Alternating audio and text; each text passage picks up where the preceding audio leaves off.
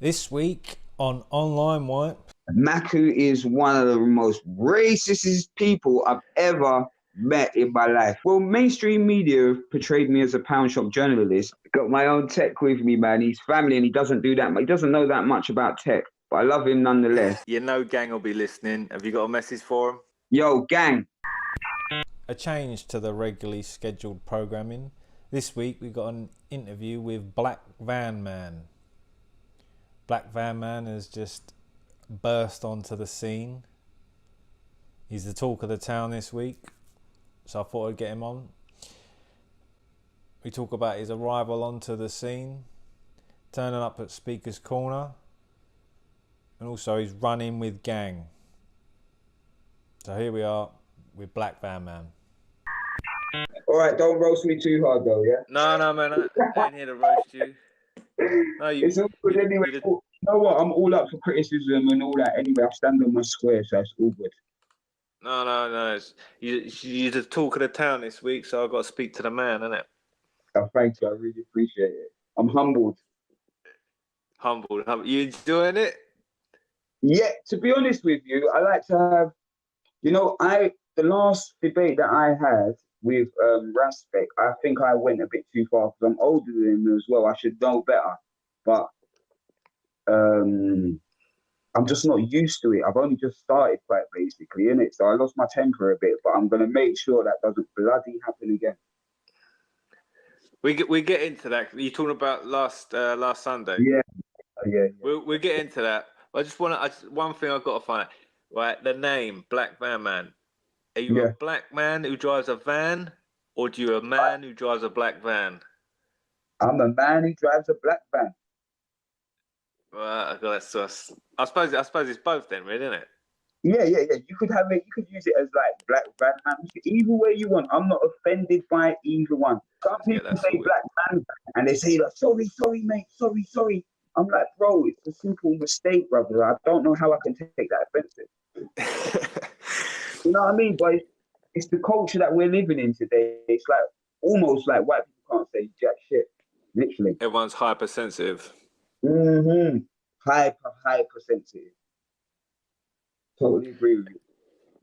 Anyway, so before you came talk of the town, how did you get started in this whole thing when you started your little adventure into citizen journalism? Quite basically, watching television, shouting at my friends all the time, having arguments with my friends left, right, and centre, because they kind of got like respect kind of ideologies. You know what I mean? Like, this is how it's meant to be. I'm like, bro, you want a slave, bro? You're actually pissing me off, and you're doing a disservice to the people that really used to get whips and chains and shackled and all that shit. You know what I mean? We're living in a first world country, really. That's how I feel, anyway. So you decided to check out some of these protests then, yeah? Yeah, I went to the Tommy Robinson one first, because obviously that I believe that would get the most traction, and nobody from a minority that I've seen has gone and heard him out. I saw him getting a lot of traction with his followers and stuff like that. You know what I mean? So for me, I was a bit worried at first because I'm like, right, this guy's meant to be racist. Why is everybody following him? Are they all racist as well? I've done a couple of reviews like the James Well one, done another one, and then people in the comments were saying, you've got to get down there, or this is the furthest that you can really kind of go in it. So I went down there and just had a look in it, and that's how it started. So what was you expecting, and did anything surprise you? I was expecting one or two things. Yeah, I could have got down there and everybody giving me the evils. Probably, I was expecting probably a bit of confrontation. Maybe, I don't know. Somebody could have had a couple of drinks or something. On the other hand, I was expecting what I got as well. I went there like I was with no preconceived notions. Just went like a brand new baby. Anybody had to tell me or anything, I just wanted to go and see for myself. Literally. I've noticed you're always very polite. Manners don't cost a thing. Yeah, manners don't cost a thing, though. I'm from the old school, bro. where I was brought up to be courteous, have manners, not even for just manners don't cost a thing, and it's a nice thing to do. To be nice to people is nice. I like a phrase you used put your best foot forward. I like that.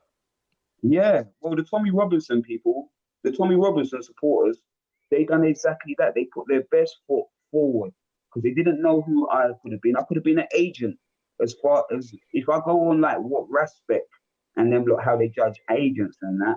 I could have been an agent. Do you know what I mean? And I've gone in there to say, oh, these people are. I've gone in there to have a look now, and these people are horrible. Do you know what I mean? I haven't got anything to gain by saying that these people are nice, apart from a lot of my friends and family saying I'm full of shit. What do they make your escapades? Do they know? My family are supportive. But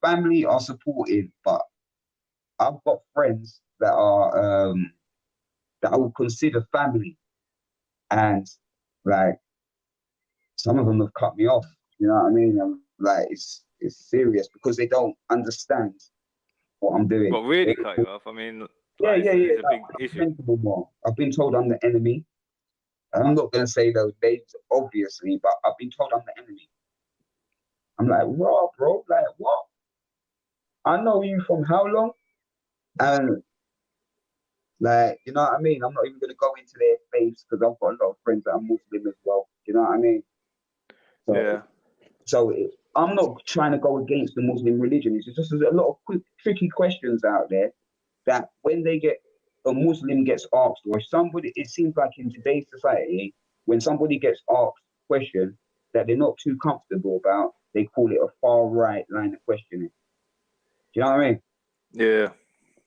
It's a bit muggy, to be honest with you. It's just a line of questioning. Also, you've been to the opposite side, the lot opposing Tommy Robinson and all this. I mean, Antifa, yeah. And Stop Tommy protests as well. They didn't give me any feedback whatsoever. Can you hear me still? Didn't seem to get a warm reception there. Yeah. I'm trying to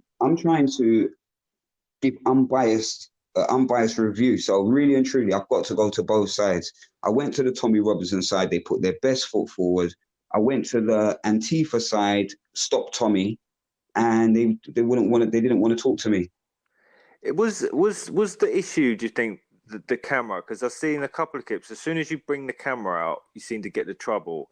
There's it wasn't the camera. Clip where as soon as you got the camera out, a bloke immediately approaches you, says, "Well, stop filming." I've seen that guy twice as well. I'm assuming that they'd seen you at this march and right, so they recognised you. Yeah, they saw me do the first Tommy march, so they assumed that I was a far right supporter or being paid by the Tommy lot. When at these Remain marches, is there other people with cameras? You know, just like you, just doing their bit. There wasn't too many people. There was a couple of people, but it seemed like most of the people were taking pictures rather than video.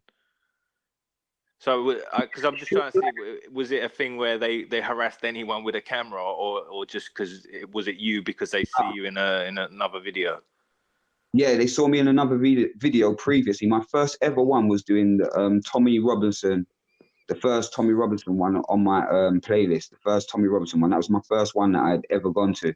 So they've seen me from that one, and then when I went to the second Tommy one, I went to actually go and see the Stop Tommy one, but the Tommy Robinson supporters were there as well. So they were thanking me for saying, thank you for just being unbiased. And the other lot were like, oh, he's far right, quite basically. Yeah, I see at one of them, they started cheering when you was walking off with that Lister. Yeah. They was like, F off, rah, rah, rah. I was like, is that for me or something? Because if you look at the beginning of that video, I approached it exactly the same way. I was like, oh, seems like everybody's nice. That was before that geezer come up and put his hand up. Do you know what I mean? But just before that, you can hear me say, oh, seems like everybody's okay. See what's going on. And then the geezer comes. Had you just arrived on the scene at that point? I literally just arrived. Yeah, literally. So what I done? When you spoke to Lister, was that the first time you met Lister? I've got a little interview with him, but the audio came out terrible, so I didn't bother putting it up. So it weren't really anything worth putting up, really. And plus, that was my second ever demonstration, so my knowledge of what was going on was I didn't have a clue what was going on. Do you know what I mean? Now I've got a little bit. Bearing. Yeah, I was literally getting my bearing. I asked, when I went to the first demonstration, I asked one question literally to the man I was doing the interview with. You know what I mean? I didn't have a clue, but it's moving along. I'm happy with how things are going now. I just want to talk to people. I want to learn I want to get on with people from Speaker's Corner without, you know what I mean? There's got to be a way to try and bring people together, and for maybe respect or someone to go and hear what the other people have got to say at least. That's ambitious. That's ambitious. It is ambitious, but if you don't go and listen, then you're being ignorant. True. Even if you don't like the people, you're meant to go and listen. That's how we found out the Ku Klux Klan were full of shit. They was allowed to say whatever they wanted to say in America, and then people just started ignoring them like, these guys are full of shit. I suppose. You know what I mean? So when did you first come across Speaker's Corner then? I would say maybe about a year ago. I've been watching it for a little while, and I thought Speaker's Corner would be for me, because my thing is going to the protests. I'm really passionate about that. I thought Speaker's Corner would just be like a little bit of fun on the side, you know what I mean? Yeah. When there isn't any demonstrations to go to, but it seems like, and I want it to be like the guy in the background a little bit, like who's just filming and just prodding with a few questions. But it seems like last week I went there, Respect was waiting for me. Yeah, you made some headlights, and now all of a sudden, now you're not behind the camera no more. You got to be on the front. Yeah. As soon as I get there, they're just like, "You ready? You ready?" I'm like, "All right, come on, then, let's do it." Was that the first time you'd met him? That's the first time I'd ever met Respect. Had you had any dealings with him at all? You spoke to him No on live dealings stream, with him. No dealings with him whatsoever. I thought that I would have got on with him, even though we have a difference of opinion. I thought that I would have got on with him, with my father being a Rasta man as well. So I was kind of raised in a Rastafarian kind of way, and it's all about love, really. You know what I mean? Yeah, so I didn't think I was going to be going into literally a battle. Do you know what I mean? I didn't think it was going to be like that. I thought I was going to hear their side, them hear my side, but Speaker's Corner. It looked a bit intense. And you was there a long time. That's like 2 hours you was talking to them. Yeah. Because I'm not used to. I'm used to having an intellectual debate, yeah. But I'm not used to being insulted like that and not insulting the person back at least.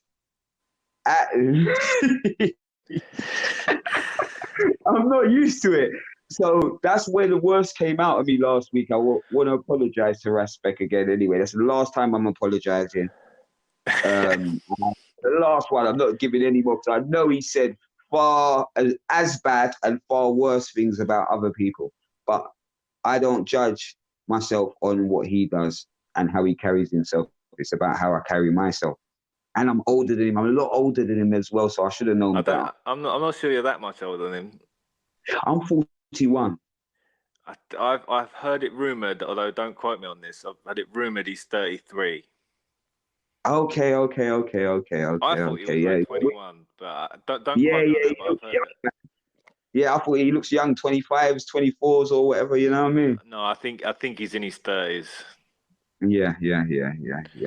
How did you find the rest of the gang? You had Michael and Bugs and a couple of the other crew. Who's Michael? Is Michael Maku? Yeah, Michael Maku. Maku is one of the most racist people I've ever met in my life. Everything's black and white. Everything. I don't know, man. I don't know. Just like was it Raj that said the Jews done it? It's like the whites done it. Everything is black and white, which is really weird to me that you will base everything on color, because like there's loads of different black people that come from different places. There's different colors. There's different colors of people. We shouldn't be doing this race thing by color. Doesn't work out, because there's white people from all over the world. Some of them never even had anything to do with slavery ever. So when you say a whole demographic, you demonize a whole demographic of people, like you're only going to get yourself enemies, man. Don't make no sense. How did it feel when you debate? Because there was talk on Leon's channel, Content Over Everything, that he was like a victim to a witch hunt. Oh, I think they tried to. I don't know who. Well, mainstream media portrayed me as a pound shop journalist. I don't mind. None of these things get to me. I wouldn't have done the first. Is this the resisting hate thing? Yeah. That's not mainstream, that man. That's not mainstream. Well, to me, it is. I've never had something written about me. Just for in people my life. Do you mind if I mention this? You got it on your. Yeah, push anyway. Just for people listening, Black Van Man's got himself an article on resisting hate. How he's a far right pound shop journalist. Just for check out Black Van Man's Twitter at Black Van Man 2, and he's got it pinned. You could check that out. Yeah. So you're on. That's basically like a discount hope not hate website or something that you've made it on. Okay. That's not mainstream. Okay. To me, that's mainstream, bro. Nobody else write nothing about me. Do you understand that? I was like, oh, and all the spellings are right and everything. How did you come across that? Did someone send it to you? Someone sent it to me. Yeah, someone sent it to me because I wouldn't have found it otherwise. But they must be dedicated because someone took their time out to write it. Do you know what I mean? Yeah. So, I've just had a brief glance. It's just a load of nonsense. It's just he's far right because he once spoke to Danny Tomo. Yeah. And retweeted Katie Hopkins. It's not really a solid case against you. Yeah, and to be honest, all of these things, like if you retweet from Britain First or something, that means you must be racist. But what if Britain First do a meme or whatever they do and you agree with it? Are you not allowed to pass it on? Is that how it goes in Twitter? Well, don't know. It depends on the cases. I think the fact that you've retweeted Kay Hopkins, I don't think we should banish you to far right. Or Donald Trump. One of them's the president of the United States of America. If you retweet the president of the United States of America, you're far right. Well, why do you think this has happened? I mean, I think we live in a couple of interviews, and all of a sudden you're on a resisting hate website, and you've got a gang all over you. Yeah, do you know what it is? If you don't agree with a mainstream narrative or a narrative that's pushed forward by a majority of people, then they have names for you nowadays. It's not like just you can have a difference of opinion. It's like they don't even want to listen nowadays. They don't even want to listen to what the other people got to say, and that's really dangerous. I watched something in America where some a transgender from, I think it was from woman to man, not too sure, but done a mass shooting, shot up the place because nobody would respect he or she or they or them or their pronouns. Do you know what I mean? So it's just getting worse and worse, really and truly. How am I meant to understand? I watched something with Piers Morgan as well, where he was saying to the geezer, what are the 100 genders? And it was like, I don't think he knew, to be honest with you. So if he doesn't know, how are the kids going to know? Yeah, how are the kids going to know then? You know what I mean? It's like mixing feelings with fact. Like they don't mix. You know what I mean? Some people can't tell the difference. Some people can't tell the difference. It's getting harder and harder every day. So what can we expect? You've burst onto the scene. What can we expect from you now? Are we going to see more of you at Speaker's Corner? Are we going to see more of you covering the protests? Yeah, covering more protests, more at Speaker's Corner. But I've got a few. For me, I want to go to the places where the biggest Brexit towns. I want to go up north. I want to go to the places where they don't really interact with black people and they've got a certain opinion of black people. Maybe that was given to them by mainstream media. But I want to go up there and meet them, hear what they got to say and their opinion of black people, and maybe I can change their opinion. I'm about changing people's opinions and bringing people together. Doesn't matter what color, creed, race. I'm not operating by that. Do you know what I mean? Because it seems like all of those things divide people. So you're going to be doing, you fancy a tour of them up north? Definitely fancy a tour. Definitely, 100%. And you got your tech guy as well, haven't you? Yeah, my brother, literally. See, this makes you the closest thing we got to mainstream now in the speaker's corner. You got your own tech with you. Got my own tech with me, man. He's family and he doesn't do that. He doesn't know that much about tech, but I love him nonetheless. But yeah, tech guy, tech man's there. He doesn't really want to be in front of the camera, but he only realised that he's not on our camera, but he's on about 4 others. Yeah, literally, you know what I mean? You know, he's holding the camera, so he's like, but he didn't realise at first, literally, 5 other people are filming you, mate. Yeah, if he's going to be in that business, he's going to get caught every now and again. Yeah. He's more than caught, mate. Anyway, before I let you go, is there anything you want to plug? Anything you want to get off your chest? Respect you for having me on your thingy, give me joke. I watched some of your I watched a lot of your videos. I think I've watched all of your videos actually. Before you even hollered at me to do this thing, you make me laugh. Big up everybody who's tuned in. Go and like, comment, and subscribe to Black Van Man on whatever it's called. What's it called? YouTube. Yep, that's the one. And that's about it. Love, blessings, and all that good stuff. One last thing. You know gang will be listening. Have you got a message for them? Yo, gang. Gang. I'm not your enemy. We just have a difference of opinion. So let's get together. Let's talk about it. I don't want to disrespect you, and I don't want you to disrespect me. We're about moving forward for everyone. Love, blessings, and all that good stuff as well. Done now. Kaboom. Nice. Kaboom, baby. That's it. Black Van Man. That's the one. Black Van Man. You need to make up your own one for online wipe though as well, bro. What are you going to do? Oh, no, I'll have to get round to it. You have to. I've got one for you. It's the On Lizzie Wizzy. I can't get away with that, man. You can get away with that, man. It's the On Lizzie Wizzy. Right, well, trust me, you got to believe in it. I'll send you your royalty, all right? All right, blessings, brother. If you get rich, yep, I'll be waiting. I'll be waiting at the door. All right, nice one, man. Don't forget to subscribe and hit the notification bell to never miss an episode of Online Wipe. Catch me on Twitter @JoeAldrich, and if you'd like to see Online Wipe grow, you can help by donating to paypal.me/onlinewipe.